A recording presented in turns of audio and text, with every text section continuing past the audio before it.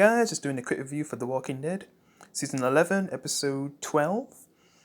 So I was thinking like this was going to be another average episode, but it's actually pretty decent, I'd say. Above decent, I'd say. Yeah, because the last episode was just probably the most boring episode of the whole show. Like the first time I ever skipped scenes in the Walking Dead because it's my favorite show of all time. But it's had its weak moments, and this is probably its weakest, man. Like some of those other episodes where I'd consider being boring, this is probably the worst one I've watched, where I actually skipped.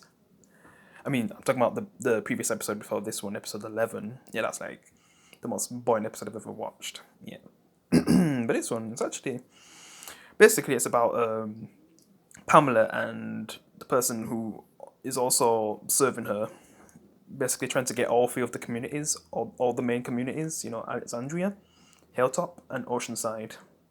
And Pamela kind of comes along to check out each community, like what she's going to be helping and giving stuff to. So it kind of first starts with Alexandria, like she goes visits Alexandria, and that clearly needs rebuilding, like you can see. And then we kind of get like a reference to Diana, which, man, I always think about Diana, and it's cool that Pamela actually knew her, because I was thinking like, would Pamela actually know Diana? And she actually does, which is cool. The original leader of Alexandria, when Wick's group first came to Alexandria, and she was in charge with her husband. Yeah, we actually get to see her photo in this episode, and Pamela actually knows her from maybe in the old world before the apocalypse. I think that's what she meant anyway. Yeah, so that was kind of cool that she actually knew Diana. Yeah. But her impressions of Alexandria, she doesn't really view it as fully safe, especially when she sees that walker, yeah, like someone turning. So her impressions of Alexandria are not great, but Dow kind of says how it used to be and how much they've been through and how many times they've had to rebuild this place and they can get it back to how it was again. And then that's when they go to the ocean side, and that's probably the place where Pamela likes the most. Just the ocean side and everything, just at the beach. Like she really liked that. But the one who's in charge says that you know they're not really gonna side with joining the Commonwealth unless Maggie agrees, because Maggie did a lot for the ocean side. So yeah, that's when she has to go to the hilltop to meet Maggie, and with Maggie, you can see trouble already happening, like fighting walkers and stuff, like in dangerous ways compared to how the Commonwealth handle things. Yeah. And then Pamela says, "You must be Maggie," and that's how they meet and have like an interesting conversation with each other. Even Pamela's being fine to just walk with Maggie and do their own thing while they're hunting. Yeah, instead of bringing her army, because showing her army is to try convince her that they'd be more safe with these people, the Commonwealth. But Maggie, like, she's probably like the smartest person in the show right now, like just knowing who to trust and who not to trust. So yeah, she always has like a game plan, and she's just trying to read like these characters right now because she's just not sure if she should trust them. But man, she was probably like she was getting close to being convinced when that guy talks to her, who's trying to get all the communities. Tried to convince Pamela to take him because they've got like 1 out of 3 right now. Because Aaron, he kind of wants things to work out for his daughter in it. So yeah, he's trying to help as well. Just trying to convince, yeah, because even Daryl of all people's siding with these guys, but I think he's still being a bit careful though. He's just trying to see if he actually checks out that it's good. But I say like other characters like Rosita, I feel like she's playing along for now, but she's willing to be ready if things go on. She kind of has a conversation with Eugene about, I guess, Stephanie, which she's not actually Stephanie. The real Stephanie, I guess, is Max, because Max's mum was Stephanie. She used a fake name, and she kind of talks about why she didn't get to introduce herself to Eugene at the time when she had that ice cream and stuff, and Eugene was talking about the ice cream, and she just walked away. She's probably thinking like, this girl's just taken over the person who I'm supposed to be, and I guess she just stayed out of it because I guess it was a part of the Commonwealth's plan, and she was also doing something illegal in the Commonwealth when she was talking on the radio, and her brother Mercer found out, which I guess in this universe Mercer's her brother, which okay. Like basically she would have got in trouble if she confessed, so yeah.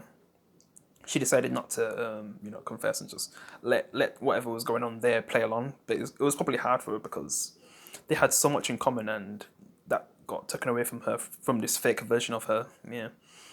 And then Eugene got used and everything, and then that's when she decided to reveal herself. Yeah. And Eugene's a bit mad about that, so he kind of walks away from her. But later on in the episode, I guess they kind of make things up and bond, which was nice because there's not many people in The Walking Dead who actually understand what Eugene's saying sometimes when he talks really smart and stuff. Like, and actually seeing a character actually understand what he's saying, it's just because mostly like people are just like, what the hell is he saying? But she literally knows what he's talking about and kind of thinks of what he's gonna say next before he says it, which is pretty cool. Yeah. Yeah. So I guess the Eugene stuff in this episode was better than the whole episode they focus on Eugene in the last one, because oh my god, that was so boring. Why would they focus the whole episode on Eugene? Why? Yeah.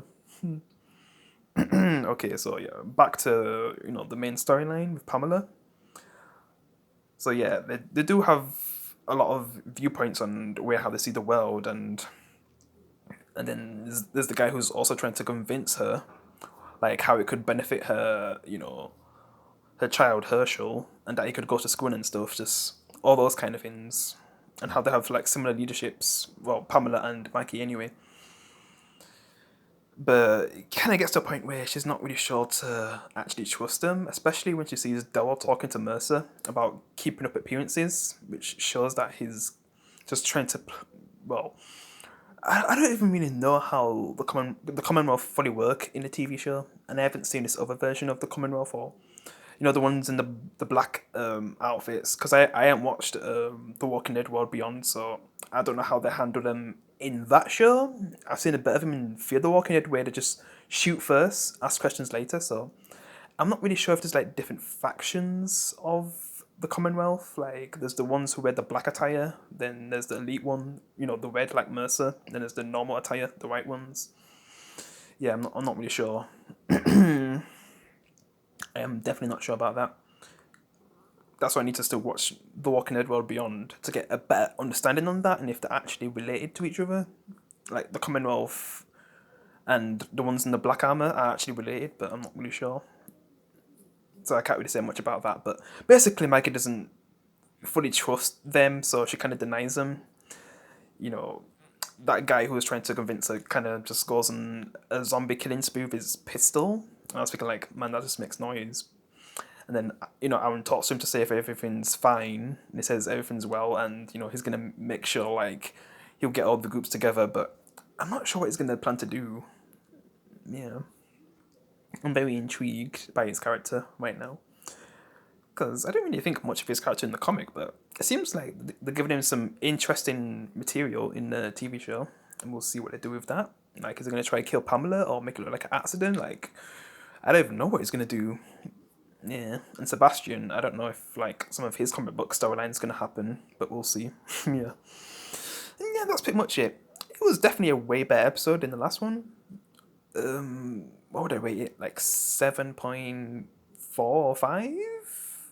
Which is a bit low compared to, season 9 and 10 episodes, because they had great episodes. But with the storyline that we currently have, it's not really amazing, but it's just for the last season, it's a bit slow. Yeah. But when I was reading the comic, that's the difference, because in the comic we didn't even know that it was ending soon. Like we didn't know this was the last storyline, and so you kind of accepted that there was building up stuff, and then all the things that were happening near the end, like it was crazy. It was like Game of Thrones level, and then it just ended. I was like, what? It's over? And yeah, I don't want to talk about anything else, but yeah. Just knowing that this is the final season, it's just going a bit slow, so I just hope going into the final half, well, the third act, the third part basically, which they've started filming now, the final part of The Walking Dead, and they've already greenlit like more spin-offs as well, which I feel like they should have did that after the show's ended, or because doing that when the show's already on right now, it kind of takes away the impact of it being the final season. But yeah, I'll just end things here. I'll see you in the next one, guys. Hope you enjoyed my review, and peace.